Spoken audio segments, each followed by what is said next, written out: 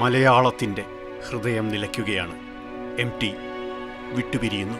തൂതപ്പുഴ നിളയിൽ കൂടുന്ന കൂടല്ലൂരിൽ പിറന്ന ഭാഷയുടെ സംഗമേശ്വരൻ.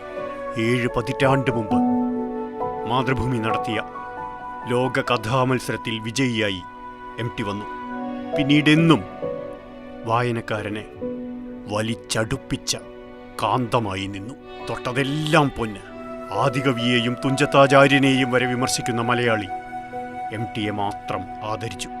എന്തെന്നാൽ MT എഴുതിയത് എല്ലാ മലയാളികളുടെയും ആത്മകഥ. വളരണം, വളർന്ന് വലിയൊരാളാവണം എന്ന മലയാളിയുടെ അതിജീവന മന്ത്രം. ജീവിതവും അലച്ചിലും മരണവും പ്രണയവും കലഹവും പകയും ബന്ധങ്ങളും ശൈഥില്യങ്ങളും സ്വപ്നങ്ങളും തകർച്ചയും മൗനവും ആത്മീയതയും കാലം മാറി മാറി മാറി തിളങ്ങി. ആ കഥകൾ, ആ മനുഷ്യർ, ഓ ദൈവമേ, അത് നമ്മളായിരുന്നില്ലേ? അതെ, മാതൃഭൂമിക്കൊപ്പം MT എഴുത്തിൻ്റെ അഭിരുചികൾ നിർണയിച്ചു. നെറ്റിത്തടത്തിലെ ഹരിചന്ദനപ്പൊട്ട് മായുകയാണ്.